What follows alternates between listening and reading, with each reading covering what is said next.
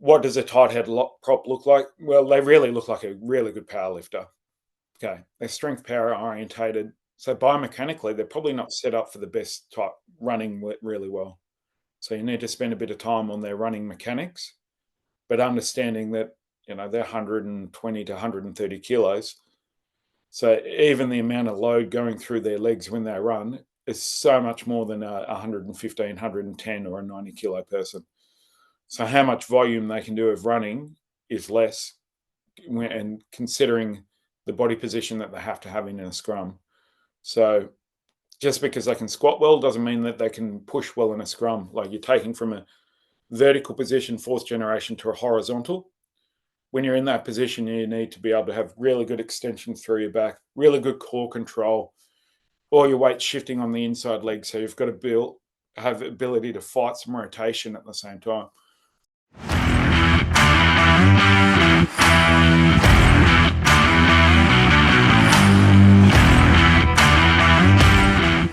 G'day Ben, how are you? Yeah, really well. Thank you, Kieren. How are you?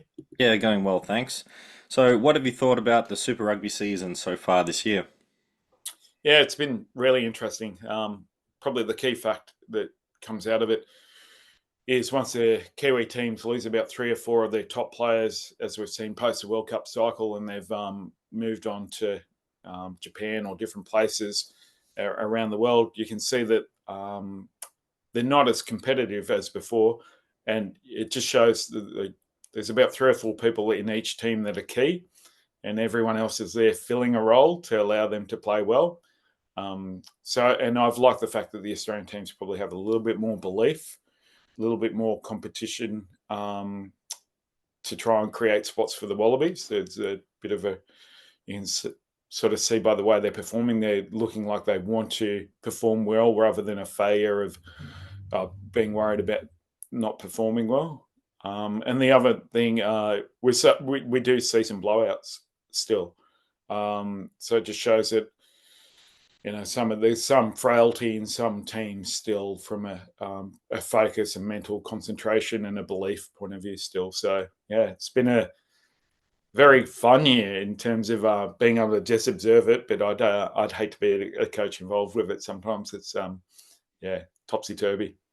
Yeah, it's seen, you know, that some Australian teams are taking a step closer to being more competitive, and we're definitely seeing that. And but we're also seeing, still those blowouts, and the Brumbies fall victim to that as well. Have a good win against the Hurricanes, and then they got blown out by the Chiefs and the Blues. So you sort of see that sort of roller coaster that's still going on. Like there's still some really good teams out there, and you got to be switched on, and you have to be well prepared, and there's going to be some really close battles as well. So it's been good to see that. It's another season where we see another New Zealand team just sort of skyrocket. Like it's the Hurricanes this year. Last year you could say it was the Chiefs. The year before that you could say it was the Blues Crusaders type thing, where just a New Zealand team just skyrockets and then gets an 8 win streak to start the season, and then some team has to come along and beat them.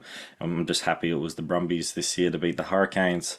So we've definitely seen some good performances out there, and some individuals are standing up, but there's still a long way to go. But I do think we are slowly shortening the gap between Australia and New Zealand. You might not see it all the time, but we're definitely standing up, and hopefully we can continue that trend, and that goes on to a really good Wallabies campaign. Yeah. I'd also like to add to it, you see the two teams that are going quite well in each country. They use their resources well. They're not starting the same people all the time. They're actually allowing different people to start and bringing people on and off the bench. Now, the purists probably watching from going, oh, we can't pick them in the Wallaby squad because they don't start every game. Probably a bit narrow way of thinking. There's some sophistication in the use of squads with some teams, and some teams just don't have the depth, and they haven't invested in the development or their whole franchise from a holistic point of view for a while, so they don't have the opportunity to do that. That's probably a reflection of their management approach to their programs.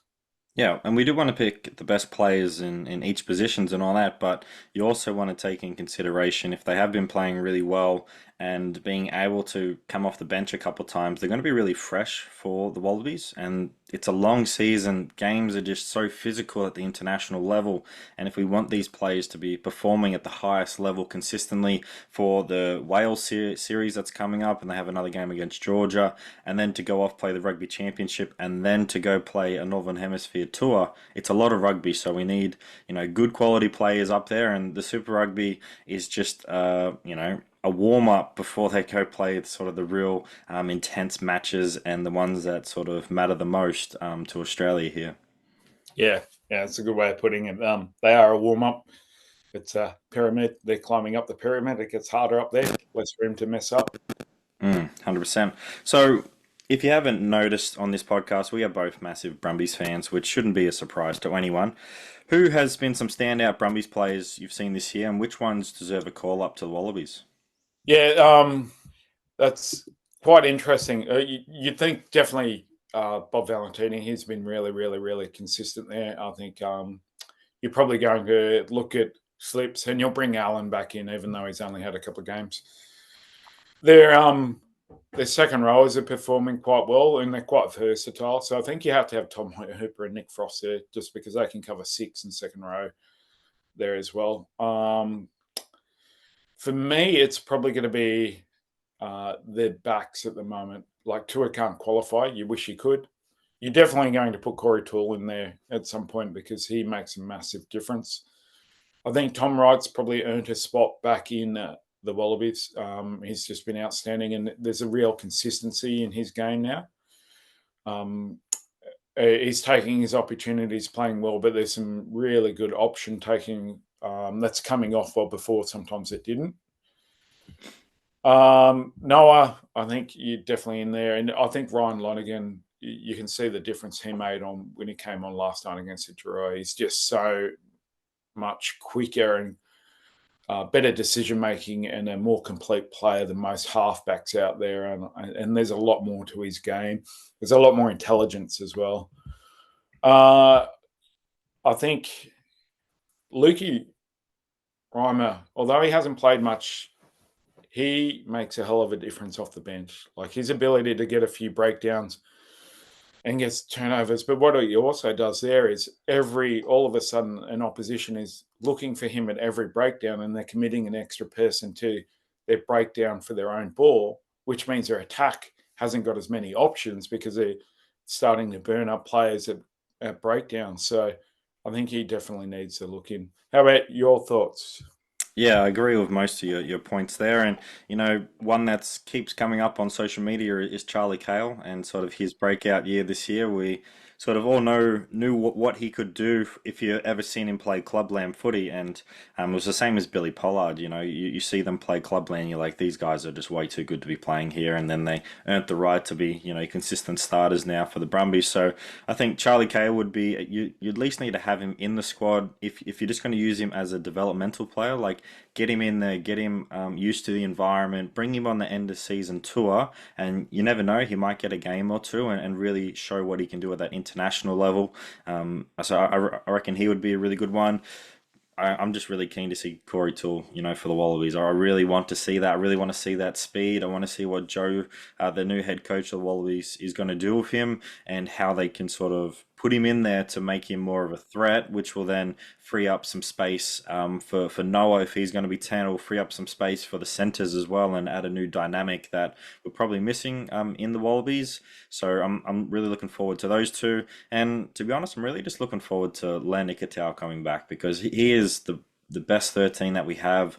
You would arguably have him as a top 3 13 in the world. And for him not to get a spot last year in the World Cup due to his shoulder injury, even though he came back from his shoulder injury and he was ready to go, is just ridiculous. So I'm really looking forward to for him to come back and really show that he is the best 13 that we have here in Australia, and if not the best 13 that we have down here in the Southern Hemisphere. Yeah, I definitely agree with Lenny's catch pass, decision making, footwork, the way he hits. You can almost argue that around the 13 channel, there's been some issues defensively for the Brumbies this year. Lenny's come in and it's sort of solved that. He's a world class player, but his skill set's far greater than any of the other centres. We've got a lot of really physical and brutal centres, but there's no shortage of that. But Lenny has that physicality plus her finesse, and that's what the others are missing at the moment. They need to spend a lot more time with their catch pass, their decision making. I have no problem playing Lenny at 12, and for those that do know, he can actually goal kick, and he's got a massive boot as well. So he's a more complete player, and we're probably prioritising brutality over that skill set at the moment with some of the other teams. 100%. So, an area that seems to be lacking a bit now in Australian rugby is quality tight head props. How do clubs develop, manage, and sort of build good quality tight head props for rugby? Yeah, so that's really interesting. You think, and you'd appreciate because you were a front rower growing up, played hooker and loose head. Yep. You can appreciate that in a lot of your school teams and your club teams, the fat kids are playing props. But and they're used to just leaning in on other not so big kids and winning, right? They're a bit bigger than the other kids. When they get to rep football, all of a sudden they realise, oh, other places have big people as well, and they have to focus on their body position, their core strength, their neck, their timing, and their finesse of their scrummaging.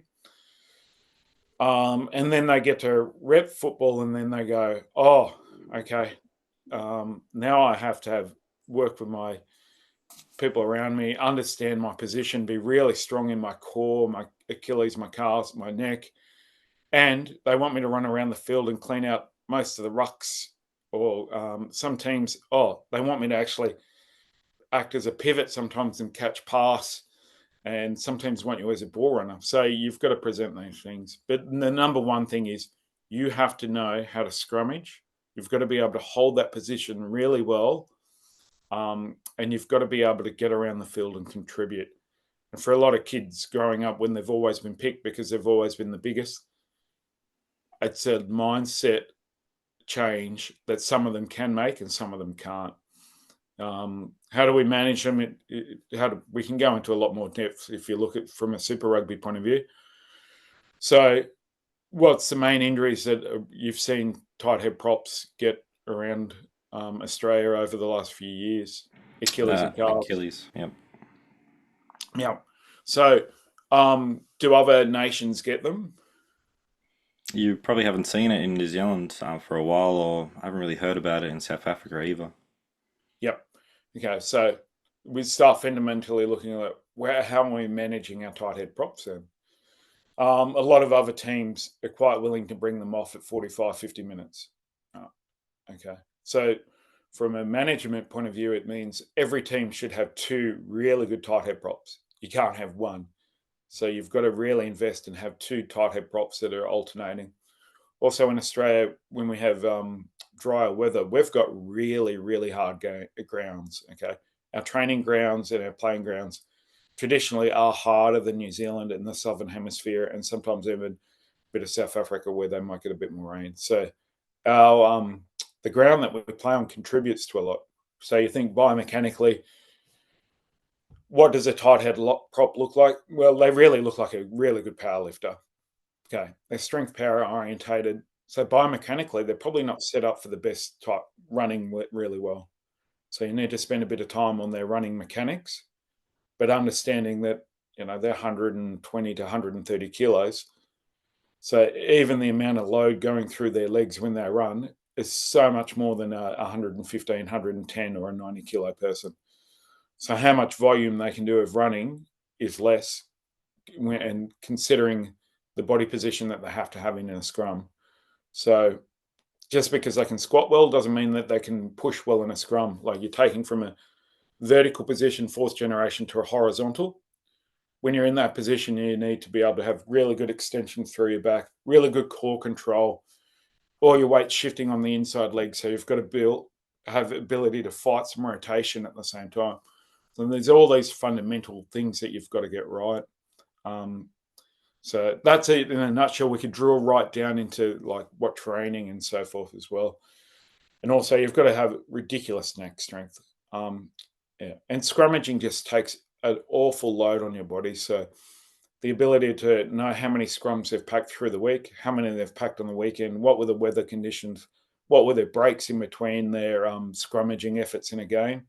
When you're starting to manage people, you've got to know a lot of that and build in your scrum training at the most sensible time through the week as well, so that they've recovered from the game, but they're not taking too much fatigue in from the big scrummaging session that's happened through the week into the game. So you've got to understand and manage that. So you can see why there's a lot of injuries, a lot of toe, feet, and Achilles, because you've got to really get those things right, and it's got to be a focus, and it's got to be a forefront of how you prepare and plan and how you look after your tight heads. Mm. I think you've answered that really, really well, and I can't really sort of add to any of that besides just the main point that sort of popped up in my head is just managing that scrum load through training because as a person who's been in that position before, the scrum didn't go so well on the weekend, so Tuesday night comes along and you're spending 45 minutes doing extra scrummaging where you probably haven't recovered enough from the weekend to do that load. Whereas if you did half the load on the Tuesday and then did the other half on the Thursday, you'd be better off from it. You would save your feet and toes a lot, your neck and shoulders. You would save a lot as well because it takes so much out in you. Even if you're just using the scrum machine and there's padding there, it still takes so much load into you. And it's maximal effort every single time. I think people forget that it's maximal effort, holding, bracing, and trying to push something that's not wanting to be pushed. So if you can really be smart about that and not just be a coach or a team where you're just like, yeah, we sucked on the weekend, we're going to do 45 minutes worth of training, we're going to spend 15 minutes before training doing extra scrummaging. So if you can be really smart about that and work on technique stuff, it's probably going to pay off a lot more during the in season.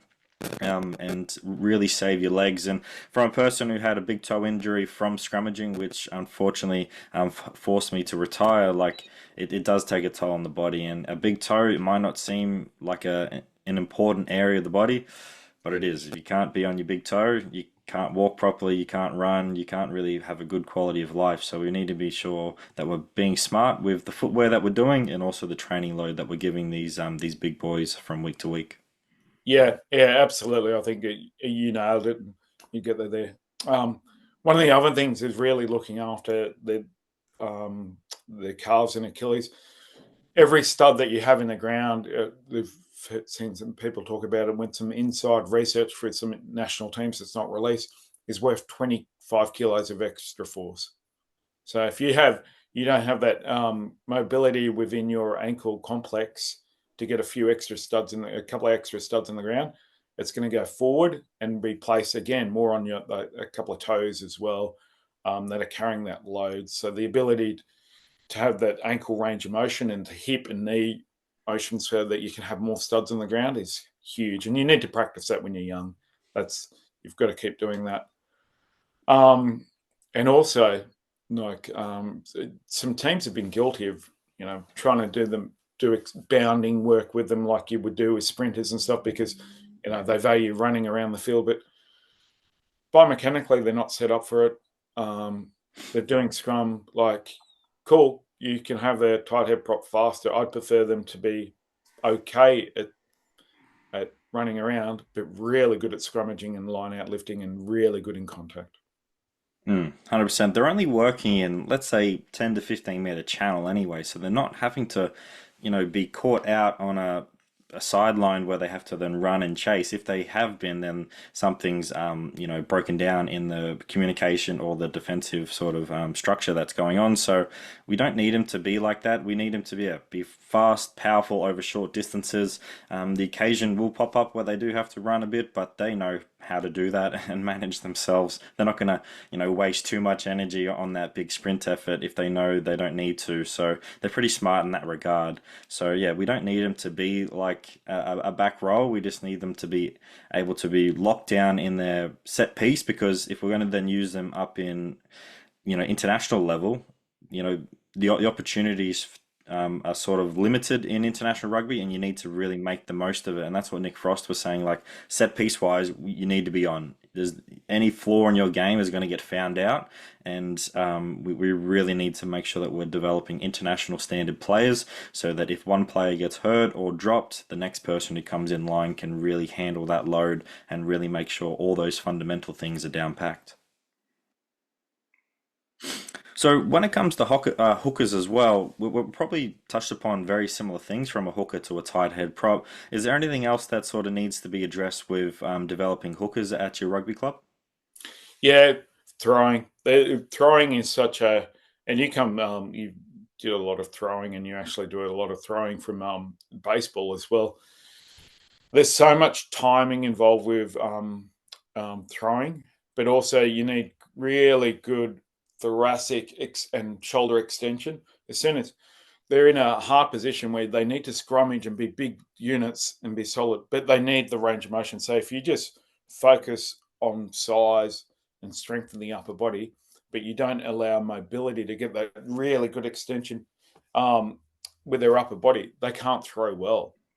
So you've got this dual economy there where you need them big and strong, but you need massive mobility through their shoulders. But too much mobility, then they can, like, they're hypermobile and they have shoulder problems. So at first, it's probably just finding the athlete that can handle that and doing a lot of throwing. And also, you've got to manage them now too with the rule where they have to strike for the football.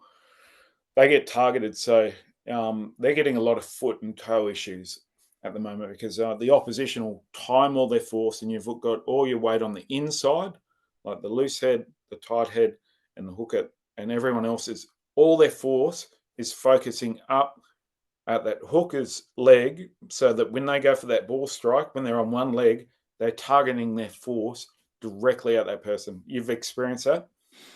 Yeah, I have. And for me, coming over from loose head to tight head actually saved my big toe a bit longer and allowed me a couple more years just because my striking leg was my right foot. So my left leg was starting to be used more than my right. So, but you could definitely feel that impact from the opposition hooker and the tight head, but more the loose head just really trying to work together with the hooker and really target you and make sure that you're uncomfortable and you can't get a really good strike or they're trying to bore in on you and cause injury. So you definitely have to be really strong, just as strong as your loose head and your tight head. And if a hooker can't throw, then you don't have a hooker. You just have another prop on the field, to be honest. So that throwing ability is so important. And I think we saw sort of last year when there was a couple of iffy selections for the Wallabies, where we didn't pick the best hookers, we sort of pick size. And size is good, but if they don't have those fundamental skills and we haven't allowed them to train those fundamental skills in the gym and express that out on the field, then I don't think as S&C coaches we've done our job properly. So we do see that around the Super Rugby clubs now, where there's just some hookers who just can't really throw consistently, and it's a liability for when they get selected, and it's just not good. You need to practice the skill as often as you can. For myself, down at my old rugby club Vikings, there was just a light pole, and I'll just throw against the light pole before and after training. I would get my good friend Cam Holt just to go stand on the steps and just mimic different throws and try and target and hit him where he was standing as well. So if you can just continue to do that and then continue to work on your timing, you're going to become a good hooker, but also making sure that we've got good, strong, robust feet, Achilles, calf complex, all that stuff, and good shoulders and good mobility as well up in the upper back. It's going to make a big difference. Yeah, and to add to that, I'd add really good neck strength and really good strength, not only in squatting, but in your core, where you're able to hold your hips at 90 and your knees at 90 degrees and deal with weight shifting, unstable surfaces in front of your on your upper body while you're doing that. The more stuff where you can be strong yet be controlled and fight through weird different angles, the absolute better. And it takes years to develop. There's a reason why there's a specialist position, and that, as we saw with the game last night, when you send off a prop, you got to take off a back row and put a prop on, and you can't just send anyone in a scrum. You'd be crazy too. And there's been teams that haven't prioritized that, and people have had some serious injuries before.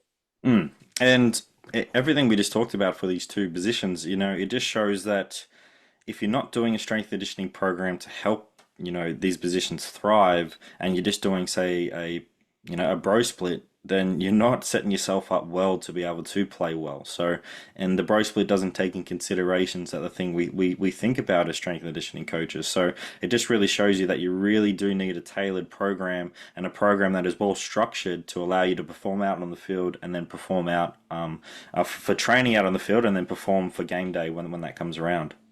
Yeah, 100%. Like, there's a difference between looking good and performing well. If you want to look good, probably don't play in the front row position, and follow a different gym program. If you want to perform really, really well and have a long, successful career, but not only that, when you retire from football, still be functional and still be able to get around and do what you want. Yeah, you definitely go down to the specificity of really good strength and conditioning programs. Hmm. I think the backs would be pretty angry if we didn't, mention them in the podcast, because they're quite important as well. So for the back Yes, they line, are. yeah, for the back line, pretty much every player needs to have the ability to kick the footy well. Some more than others. But what can backline athletes do prior to training and in the gym to help with their kicking? Okay, prior to training, be really sensible with your kicking. I'd get there, warm up, do some mobility, and actually do some dynamic stuff, like build up to where you're doing leg swings, different inside, outside, both different feet. When you're kicking, start really short control, punching, kicking, and everything in kicking is about timing. So you've got to get that absolute timing and feel really well. I'd practice both feet as well. So start building up, and not doing too many kicks. If you the classic, people start hurting their hip flexors a lot of the time when they first start kicking, and build up to it. And again, it's the best kickers I can remember being with were the Japanese, and a lot of them grew up playing soccer and doing soccer, and they were always doing kicking sports. So they just got fantastic timing. It's not about strength or power; it's the absolute timing of and the feel for a football. What I used to do is, because I used to do a lot of kicking, playing the backs, I used to actually kick a lot bare feet. So you do it, and footballs, and eventually you could get up to where you could absolutely whack it. Why I did that was more, you can't have a poor drop from your drop has to be perfect. Where you hit it on your foot has to be on the exact sweet spot of your foot. You get some kinesthetic feedback, and if you mess up, but all of a sudden you don't mess up because you're so focused on getting all of that precise. And a lot of time that fixes up people's kicks very quickly. Mm. If you look to, other sports as Aussie rules in golf, they don't just go out there and say get the driver or go to the top of the 50 and just whack it and kick the shit out of it. They don't do that because they know if they do that and they're not warm and ready, something's going to pull, something's going to strain, something's going to hurt. So if you start off small and slowly expand the distance of the kicks and the different types of kicks, it's going to make a big difference. Kicking off both feet, yes. Like the amount of times you'll get caught in a weird position, say if you're a number nine and you have to kick off your left foot but your right foot dominant is crazy. So you need to be able to do it. Even if it just only goes 20 meters, you still just put your team in a better position if you didn't kick the ball and got caught in the dead ball line or whatever it is. So, yeah, definitely do all that stuff and then try to figure out some stuff that you can do in the gym. So you're working on, the glute, you're working on that sort of hip, lumbo, pelvic control in the gym to be able to then move your body more efficiently when you are kicking, because some people might just use their right leg just to whack the shit out of it, whereas you need to have a good sequence of your body to then flow through the movement. It's really hard to sort of explain right now, but it's just like when you go throw a baseball. Most people will throw really, really weird, and it's quite funny, whereas you learn how to use your whole body to then rotate, and then the last thing that comes through is the arm. It's not just the arm doing the whole work, it's the arm's the last part of it. So if you can control your body, and that's something as S&C coaches we try to sort of challenge and teach you in the gym is, can you control your body under different loads and different sort of movement patterns, and then synchronize that, and then can we then try and put that into your skill out on the field. So if you can do all those little things, but the big one is, don't feel like you're too good to warm up. The amount of times I've seen a couple of people just hurt their quads a little bit, and I've done it myself. Gone down to the footy, to the local park and kicked the footy, and like, oh, I didn't warm up properly, and then a little strain has occurred. Well, that sucks, and that could be, a 1 week to maybe 3 week type of injury. So earn the right to, kick the torpedoes really, really far. Yeah, to add to that, like a couple of years ago, teaching someone how to do some goal kicking. Like I'd done it, and I was just warming into, in late 40s now. Had a few kicks, wasn't even far, and just being that little bit older, went to kick it and went, okay, and I got a tear, quite a good tear, good 12 centimeters. It was just like, right, cool. Go to the gym, do all of that, warmed up. But how much kicking have I really done lately? And so, yeah, would have been sensible to build into it. Hi, everyone. We just want to take a quick break from this episode. We hope you're enjoying this episode so far and all the content we have produced. We appreciate all the support from our listeners and followers so far. Remember to like, subscribe, and share Elite Rugby SandC on all social media platforms to all your family and friends. Thanks again for all your support, and now back to the episode. 100%. So an area where we're both very passionate about here at Elite Rugby SandC is core strength, or core strength integrity, or just trunk integrity in general. And we spent a whole episode on this on episode 11 as well, so definitely go listen to that. But I just want to quickly revisit this area. What does the term core strength mean to you, Ben, and how does it apply to rugby athletes? Yeah, it's interesting. The term core actually probably came from swimming, because they're trying to develop power, and they had no feet placement on the ground or anything like that. So that was the core of their action was hit, and they needed something solid so they could use their arms and legs and then platform.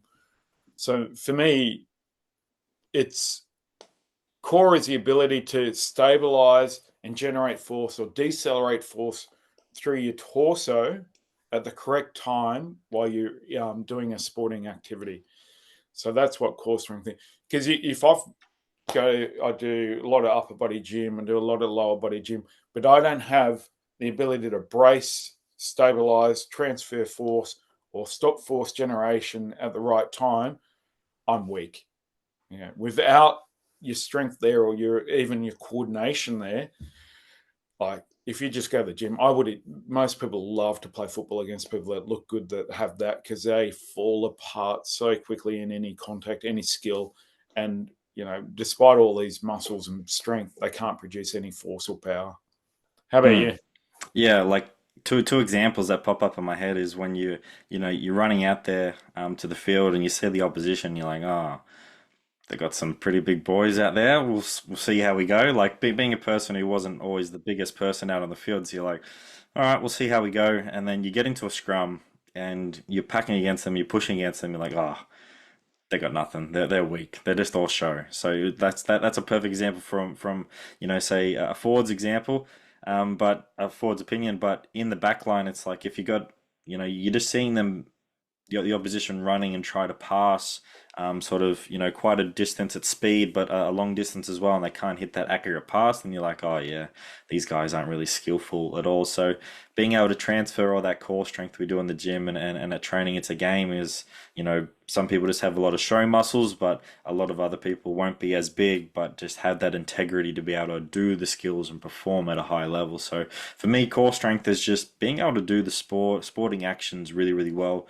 consistently well, even if you are a smaller person or even if you are the biggest person out of the field, you're so athletic, you're so dynamic as well, and it allows you just to be a really good athlete out there. Whereas if you don't have this trunk integrity, core strength, you just catch yourself out there in awkward positions. You're not going to really be someone who's the best athlete that they can be. You're going to probably be a liability. You're probably going to hurt yourself, and you're going to find yourself in some really awkward positions as well. So it's just the ability to be able to play sport and do these dynamic movements that is so common in rugby. Yeah. Yeah. And because people aren't so manual labor intense anymore. All of those things. You used to get that from a lot of your manual labor, like carrying things on one side, carrying it on the other side again, like farmers carry wood chopping actions. All of that. People used to get a lot of that many years ago from that action. That's why farm strength is so important, because it's really based around your ability to brace yourself at the right time. And you're right, you are an injury risk. Like, the less control and strength or endurance that you have around your core, the more you're going to transfer that to your shoulders, to your hips, or to your knees, and something else will suffer, and you'll catch yourself in a bad position, for sure. 100%. And if you want to learn more about this, definitely go back to episode 11 and just go onto our Instagram. We post a core exercise. We've posted many in the past, so definitely just scroll down and you'll see what we're trying to say. And it's not just doing sit-ups, it's not just doing Russian twists, ankle taps. It's being able to challenge yourself in different positions, hold those positions, being able to rotate and use your feet as well. So definitely go onto those 2 resources and you'll see all the examples that we're talking about. So what is often neglected during the in-season for rugby athletes in the gym? What's neglected, and this is the interesting part. Sometimes you probably, if you're lucky, you'll get 2 gym sessions. If you've got short turnaround, you might get 1. And sometimes you might get 3. You might get an upper, lower, and then a power. So what's neglected is a lot of stuff that you get time for in the pre-season. So you spend a bit more time on some calf work, some more accessories around neck. You pick a few more core. You do a lot more stabilization work around shoulders and hips. In season, you start really prioritizing just your big core bang lifts. And also, because people are so banged up, a lot of your power exercises are extremely modified, or you have to remove. Like, you can't do cleans. You might be doing a hang clean. You might not be able to do catching positions because people's fingers are sore and their wrists are sore or their shoulders are bruised up. So a lot of that more power and stuff you probably need, a lot more stability work as well, gets neglected. So what you can do is you try and transfer that onto another day. So like post-training or pre-training, that they're doing a little bit more of that prehab, rehab, or we used to call them performance enhancing activities, so that you do prior to your football. So they might be doing some shoulder stability, hip stability, isometric calf work for people with tendon problems. You have to transfer that to another day because you just don't get that time sometimes in the gym. How about you? What have you seen? Yeah, I think the one that we just talked about, core training, that probably gets neglected. Like, it's normally the last thing you do on the program at the end. And you've just done your key lifts. You've probably talked enough during the night, during the session, where it's expanded out to an hour and 15-minute gym session because you've been taking more rest than talkings. And then it comes down to, oh no, I got to go. It's time to go home. It's getting a bit late. So it's probably just little things like that. Those calf raises that often get forgotten about. All those, just those little things you touched upon probably fall out of place, and you just focus more on your big lifts. You're just like, oh yeah, I just want to go and do some bench press and do some lat pull down, and that's me done, and you've forgotten about these little areas that we can really build and make sure that we're ticking the box and not forgetting about them. So yeah, I'd say little things like that, and I would say probably just warming up. Probably it's again, warming up is so important, especially if you are quite sore out on the field, in the gym. It's if you're not doing it, you're just gonna slowly probably find a couple injuries that pop up, probably a couple of niggles, or if that niggle did pop up and you're just not warming up properly before your sessions, that niggle's going to stay around for a while, and those niggles can turn into 3 to 6 week injuries. So I would say, yeah, warming up and people forgetting about core training and some calf stuff towards the back end of the session. So if you have a bad habit of talking too much in the gym, how about you do some of those calf stuff and that core stuff before your big lifts, and you'll probably actually find that you can perform those big lifts much more effectively as well, because those areas are really switched on and working and firing at all cylinders. So I would say if you just do that little switch, then when it gets towards the end of the session, you've ticked off everything, and then you can go home and have dinner and go to sleep. Yeah, it reminds me of 2 things I want to say here. ran into a few months back a player that played prop that had been in some Brumbies Academy, sort of been in some rep teams. Him and a mate came into the gym, straight onto the squats, did some other stuff, and messed around for a while. So he'd forgot to come in. You used to come in, warm up, do mobility, do single leg stuff, engage glutes, then get into the squats.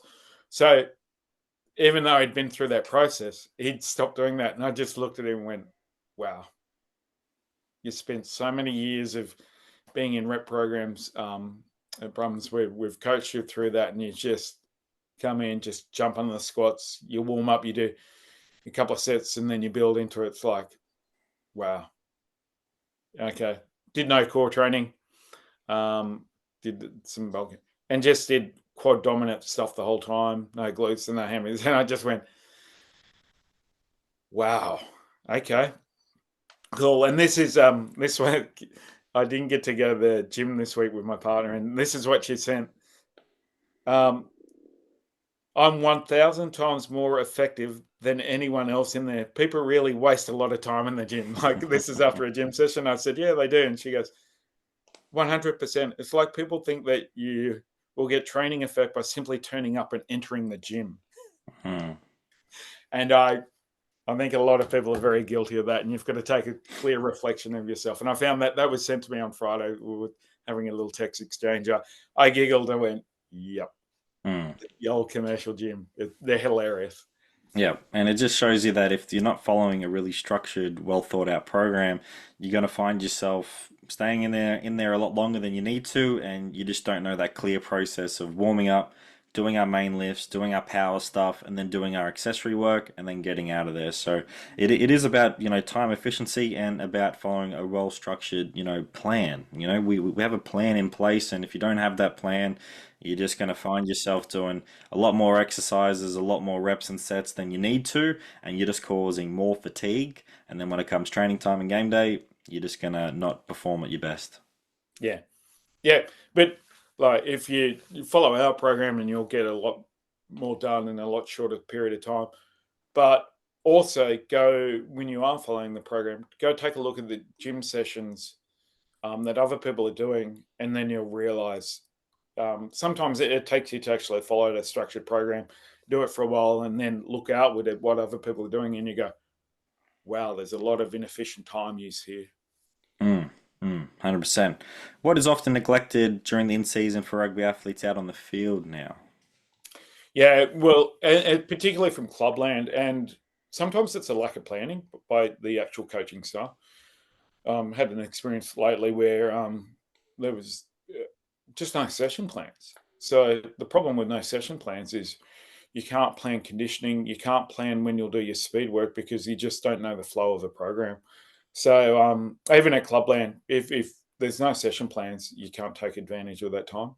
So what is neglected? Your run tech, teaching you how your biomechanic function in a warm-up of running. And a lot of the time, coaches really want to go down to like 3-minute warm-up. I just want to get into, I've got some rugby content. Cool. But people still need to know how to run well and warm up really well so that they don't get injured. Acceleration-based exercises such as like banded acceleration or even racing acceleration. And for your outside backs, a lot of decision-making agility is neglected in the actual program itself. You just go to patterns and 15 on 15 and different stuff. So you can't see where they're biomechanically or decision-making struggling. And max velocity. A lot of people get really scared and want to wrap people up in cotton wool, which is completely understandable. But if, they get 2 or 3 good exposures to, 85, 90, 95% of their max V in the positions that need it, such as your outside backs and inside backs and even some of your back rowers, it really helps to protecting them from hamstring issues. How about you? What have you seen? The two things that pop up in my head is, yes, definitely the warm-up. People's time gets neglected because, the coach wants to show more video evidence or wants to chat a bit more, or players are just sort of getting out there not on time. So it's that warm up that gets the sort of love. It just doesn't get enough love and enough appreciation of that. It is preparing you for the session that's happening. It prepares you for game day. Everything that we do at training is is going to be reflected on game day as well. And if you start neglecting that warm up, it's going to show up, and then people start cutting corners during the session. It might take them an extra 20 minutes into the session to really switch on, and those rugby drills or specific drills that you're doing after the warm up, the quality goes down as well. So you really got to make sure a good warm up sets you up for a really, really good session, and then the other head coach or the other assistants coaches don't get angry because, like, why aren't you switched on? We're still going through the motions when we should be firing. So I'd say that. And then the last thing that really pops up to my head, which is an area that SNC we need to pay attention to, but also athletes as well, is just hydration.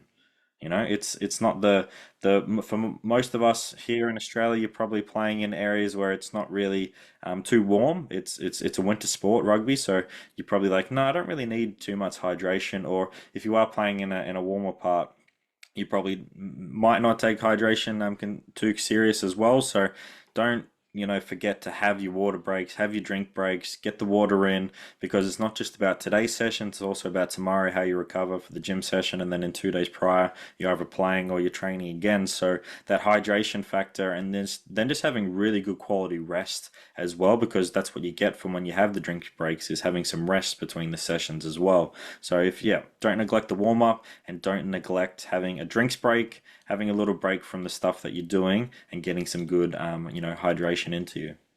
Yep. Yeah, fantastic.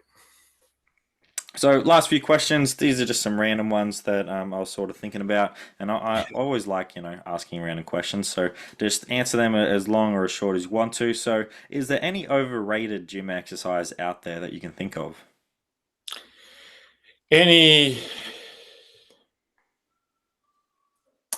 Yeah, probably the squat clean. Okay. From an athletic point of view, from a rugby player, you more want that extension. So the old doing a power clean where you're not getting up too high and then you're getting underneath it. We want forced production over a longer period of time. That would be probably pretty overrated for me. How about you? I would say the lying hamstring curl and leg extensions, overrated exercises. It's not allowing you to be, an efficient athlete, and you're probably just going down the bodybuilding realm of just trying to get massive bulk in those areas.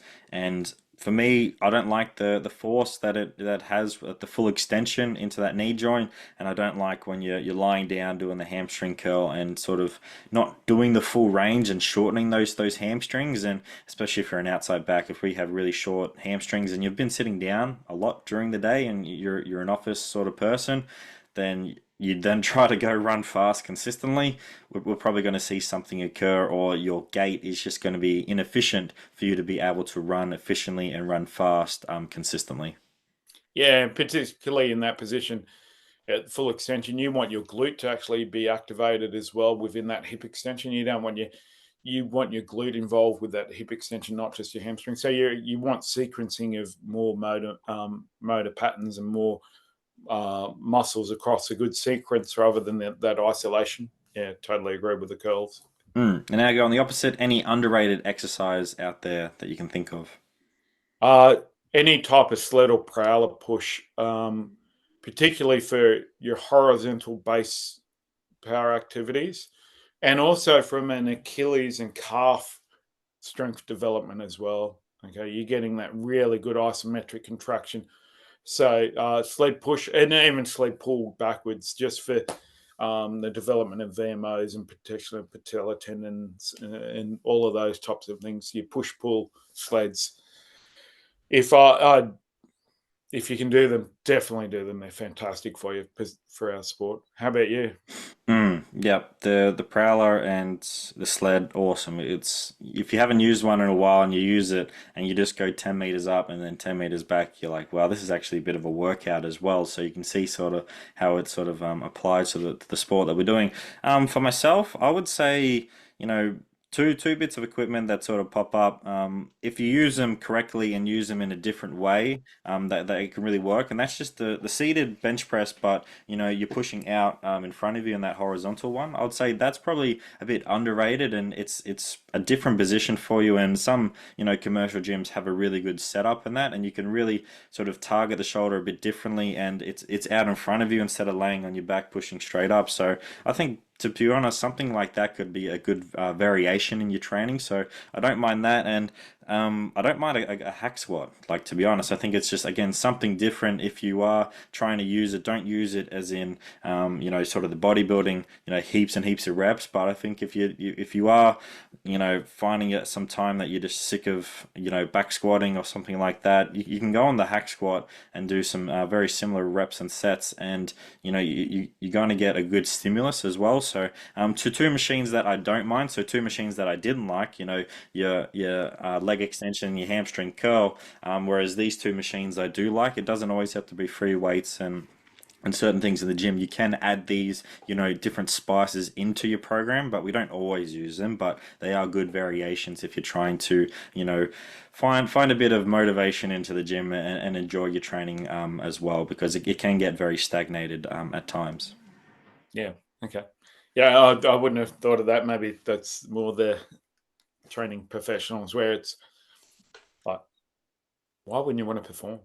Like, Mm, invest. This is your hobby, even if you want to be good at your hobby. So just do the work. mm, 100%. So, what makes a great quality game day warm up? So it's interesting, and this has probably changed over the time. Like, you look at Clubland and you look at rugby league, even professionally, they like the group mobility and group, all of that type of stuff happening together, and they're very much team.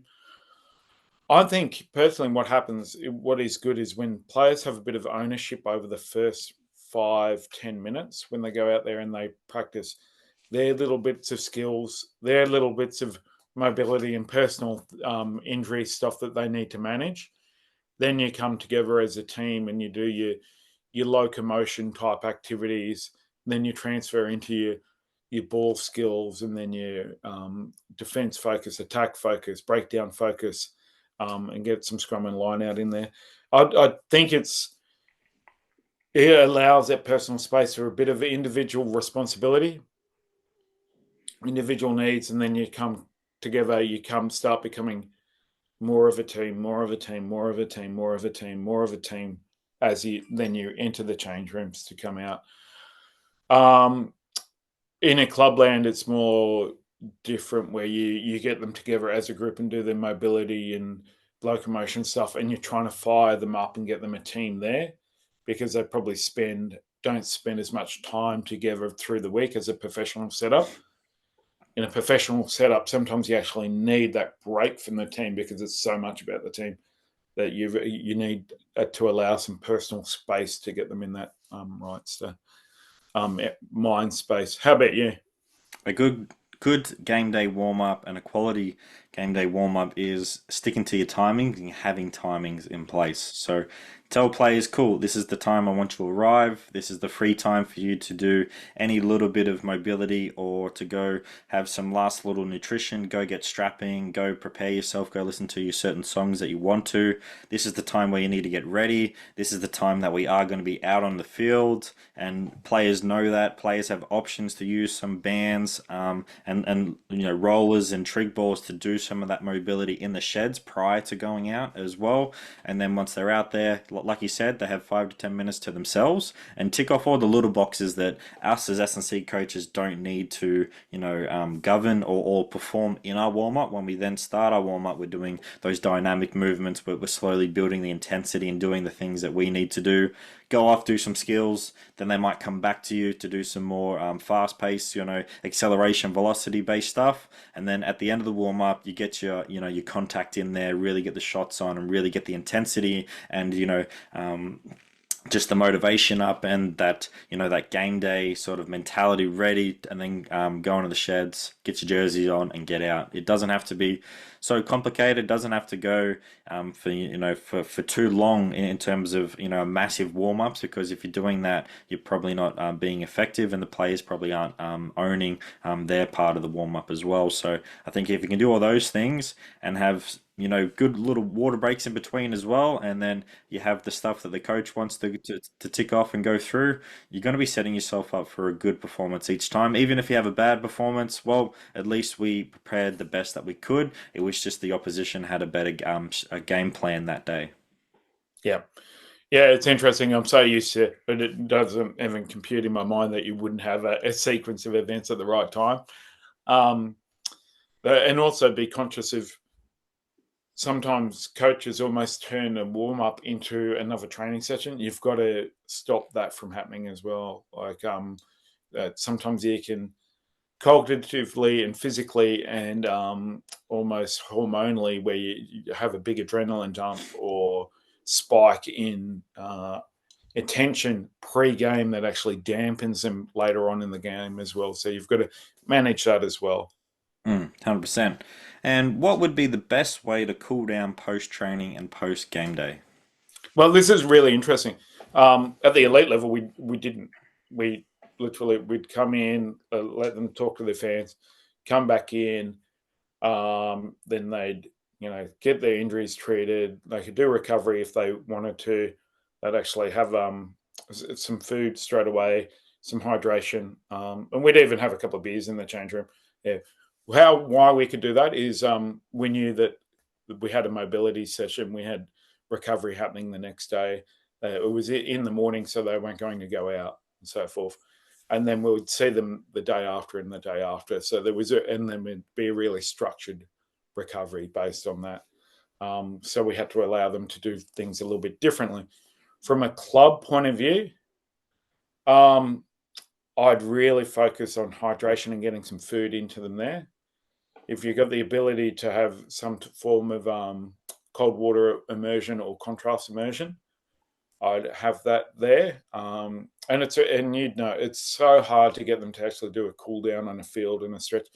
A lot of the time you're wasting your time because they're not focusing anyway. But if you can get it as a club where you meet up the next day at a pool or for breakfast, that's when I do a lot more the recovery and the stretching, because they're actually going to focus a little bit more. But you might have a different point of view on this. I think in the preseason for the clubland post-training, it's probably a really great time to try and slow their heart rate down and start that recovery process, because it is so hot out there when you're running around. So if we can begin that and then try and add those little habits of stretching and doing these little things and giving them some tools to do, I think it is a great way for them when you get into the in-season. You're like, yep, it's pretty freezing cold right now. It's raining. I know you don't want to be out here sitting in the water, in the the wet grass, doing some stretching. So make sure that you go do that when you get home, or if you've done all those things during the preseason, then you can write all this stuff up, provide some video links, and then send it to them. Say, hey, these are the things you need to do during the in-season when you're a bit sore, time isn't always there, and you don't want to be out here for any longer than you need to. So make sure that you go do that when you're home in the nice sort of warm environment of your own household, and do those rolling and stretchings. And just like you said, if you can create an environment where you can meet up the next day and do some of that stuff, it's going to make it so much easier. With the previous Aussie Rules team that I was with, on the Sunday, we'd go down to the pool, do some walking laps, do some dynamic stuff, go on the spa for a bit, and then go for a coffee afterwards, and that was player led. So just little things like that can go a long way. If you have access to the beach down the road, there's your cold water immersion right there, because the water is pretty chilly down here in Adelaide right now. I was at a beach walk yesterday and my toes were in the water, the dogs, and I was like, "Ooh, that's a bit chilly right there." So just find little things like that, goes a long way. But just the hydration and getting some fuel is probably the best thing that you can do, and just try and slow your heart rate down in the car ride home so that you can begin that recovery process. But doing some stretching is always some good fun. Getting the boys and girls to talk to each other afterwards is always a good vibe and a good way to end training. And then if you have some sort of way that you end training by getting a clap as a team, that's always good fun as well. Yeah, I think that, and you've nailed it there. And I'd probably focus more on the actual game day rather than in clubland. Yeah, stretching might be the great thing to do post your training session. From a professional point of view, you're going to plan that in. You're going to have mobility. You're going to have, and that's why they can do a lot more work, and that's why they're better polished, because they do focus on that. That's part of their normal day. And what if you look at really good amateur athletes that are professionals, they're doing all of that type of stuff. So to be a really good amateur athlete, even if it's hobby, your biggest vehicle is your body. So you're going to look after the vehicle that gets you around on the field. 100%. So that's all the questions I have for today, Ben. Thanks for joining me. It's been awesome. I liked how the conversation's gone from, talking about Super Rugby to Wallabies to in-season training to, warm-ups and cool-downs. So I think we've covered a lot of information today, and it's been great. So thanks for joining me today. Yeah, thank you. And thanks for putting up with my voice, everyone. I'm been a little bit crook. It's not because I'm really old or anything. It might be part of it. But yeah, appreciate it. Thanks for putting it all together, Kieren. It's really good. Thanks for tuning into another episode of Elite Rugby SandC podcast. Remember to like, subscribe, and rate Elite Rugby SandC on Spotify and YouTube, and make sure you follow us on Instagram. Sign up to Come a Beast via the link in the description or via Instagram page. Also, don't wait, make that good decision and join Elite Rugby SandC today and take your game to the next level.